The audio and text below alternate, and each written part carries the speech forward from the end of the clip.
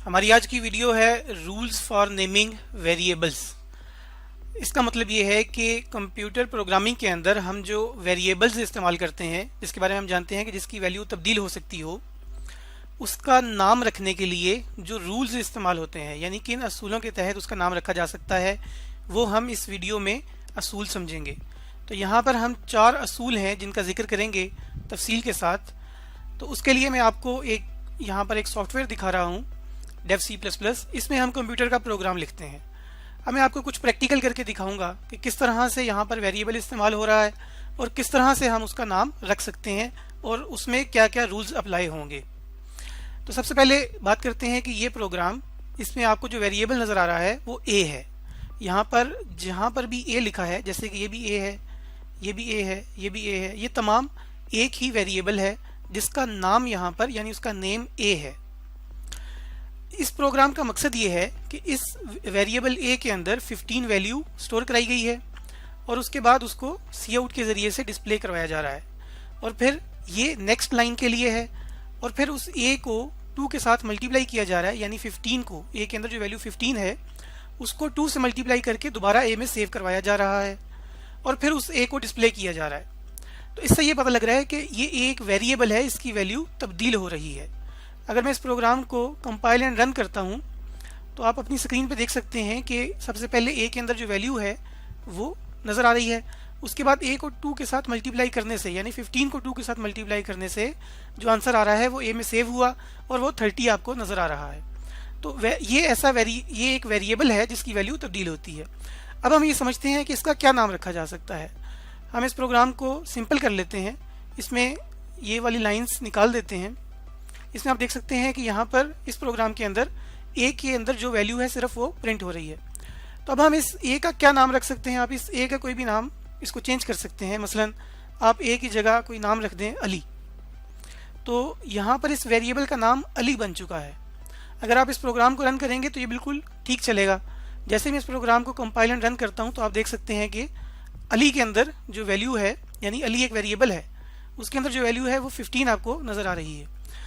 तो आप वेरिएबल का नाम कुछ भी रख सकते हैं, लेकिन यहाँ पर हमने ये समझना है कि क्या कोई भी नाम रखा जा सकता है या इसके ऊपर कोई रूल भी अप्लाई होता है। तो जाहिर है कि हम कुछ नाम यहाँ पर नहीं रख सकते इस वेरिएबल के, उसके कुछ असूल हम यहाँ पर पढ़ेंगे। तो सबसे पहला असूल ये है कि आप वेरिएबल का जो नाम रखना चाह रहे हैं उसका फर्स्ट लेटर क्या होगा।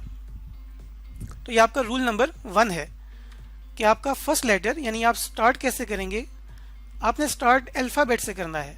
अल्फ़ाबेट का मतलब ये है कि आपके पास इंग्लिश के जितने भी अल्फ़ाबेट्स हैं, स्मॉल a से लेकर स्मॉल z, इसी तरह से कैपिटल A से लेकर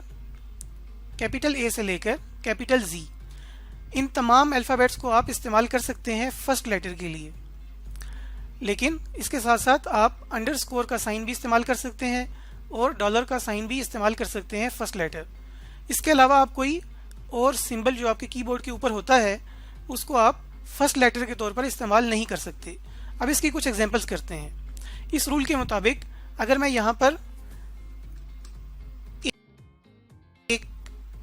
इस वेरिएबल का कोई नाम रखता हूँ और उस वेरिएबल का नाम मैं किसी डिजिट से स्टार्ट करता हूँ, यानी किसी नंबर से स्टार्ट करता हूँ, मतलब उसका फर्स्ट लेटर जो है मैंने 9 रख दिया, सेकंड लेटर फर्ज करें कि मैंने a रख दिया।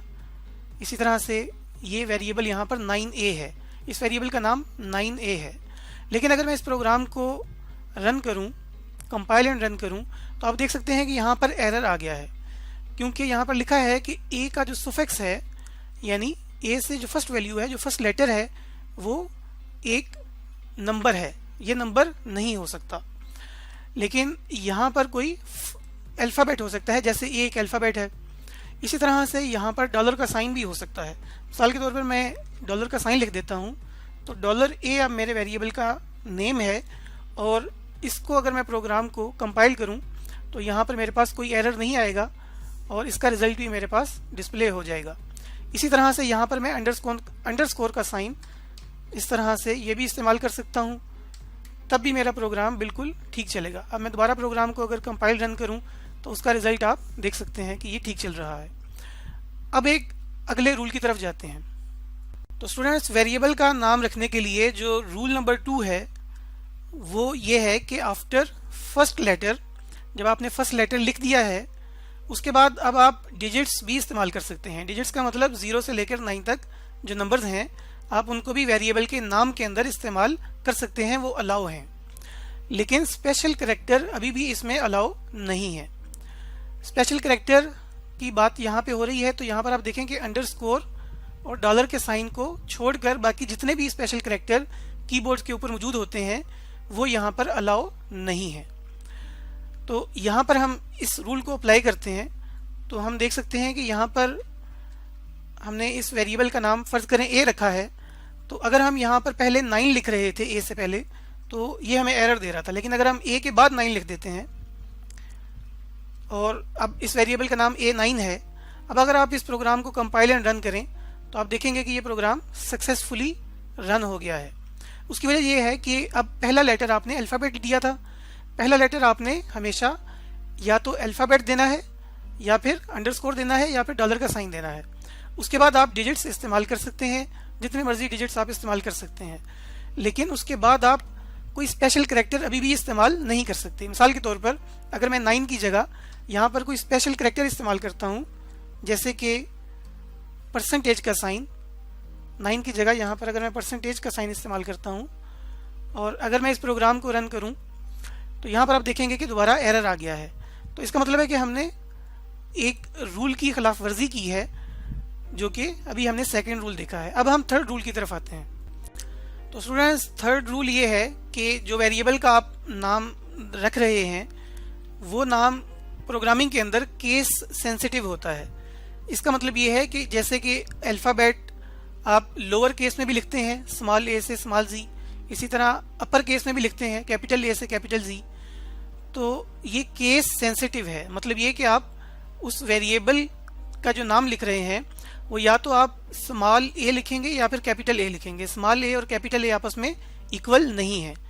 मिसाल के तौर पर इसकी दूसरी चीज़ भी यहाँ पर समझेंगे कि लेंथ ऑफ वेरिएबल से क्या मुराद है। सबसे पहले देखते हैं कि केस सेंसिटिविटी से क्या मुराद है। दोबारा अपने प्रोग्राम पे आते हैं।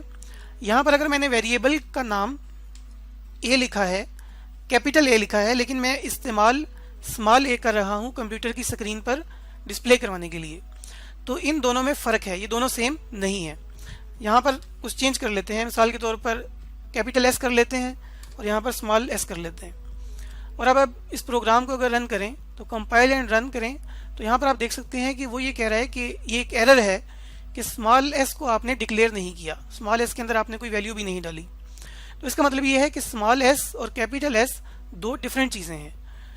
यहाँ पर आप अल्फ़ाबेट या जो भी कैरेक्टर है, अल्फ़ाबेट की अगर बात करें तो अपर केस और लोअर केस दोनों में इस्तेमाल कर सकते हैं, लेकिन दोनों में फ़र्क होगा, दोनों सेम नहीं है।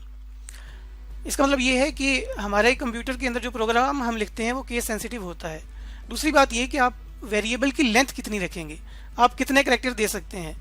तो इसकी जो लेंथ है वो आप अपनी मर्ज़ी से जितनी मर्ज़ी रख सकते हैं, लेकिन आमतौर पर रिकमेंडेड यही है कि आप 1 से लेकर 31 कैरेक्टर्स तक ही नाम रखें, क्योंकि डेव C++ के अंदर तो आप बहुत बड़ा नाम भी इसका रख सकते हैं, लेकिन अगर आप इसी प्रोग्राम को किसी और सॉफ्टवेयर के अंदर, किसी और सॉफ्टवेयर के अंदर चलाएंगे जो कि इस प्रोग्राम को रन करेगा, तो ये मुमकिन है कि वो इतने बड़े वेरिएबल के नाम के ऊपर एरर दे दे। अब हम रूल नंबर 4 की तरफ बढ़ते हैं। तो स्टूडेंट्स, फोर्थ रूल ये है कि रिजर्व्ड वर्ड्स जो कि प्रोग्रामिंग के अंदर कुछ ऐसे अल्फाज होते हैं जो कि ख़ास काम के लिए इस्तेमाल किए जाते हैं। इसकी तफसील के लिए आप एक अलग से वीडियो देख सकते हैं, लेकिन नाम रखते हुए आप रिजर्व वर्ड को इस्तेमाल नहीं कर सकते। ये रिजर्व वर्ड मुख्तलिफ तरह के होते हैं, मिसाल के तौर पे इफ़, एल्स वगैरह। तो इनमें से कोई भी रिजर्व वर्ड आप नाम रखने के लिए इस्तेमाल नहीं कर सकते। मिसाल के तौर पर अगर आप यहाँ पर इफ़ लिखते हैं और इस वेरिएबल का नाम अगर आप इफ़ रखने की कोशिश करते हैं तो आप देख रहे हैं कि रिजर्व वर्ड कैपिटल में लिखा जाता है। ये ब्लॉक यानी ये कैपिटल कह रहा हूँ, माफ़ कीजिएगा, ये बोल्ड लिखा जाता है। अब अगर मैं इस प्रोग्राम को रन करने की कोशिश करूँ तो आप देख सकते हैं कि यहाँ पर इसने एरर शो कर दिया है। तो स्टूडेंट्स, इस लेक्चर में हमने ये समझा कि वेरिएबल के नेम रखने के क्या क्या रूल्स होते हैं। हमने उसको प्रैक्टिकल करके देखा और उसको अप्लाई किया और देखा कि कौन कौन से नाम वेरिएबल के रखे जा सकते हैं।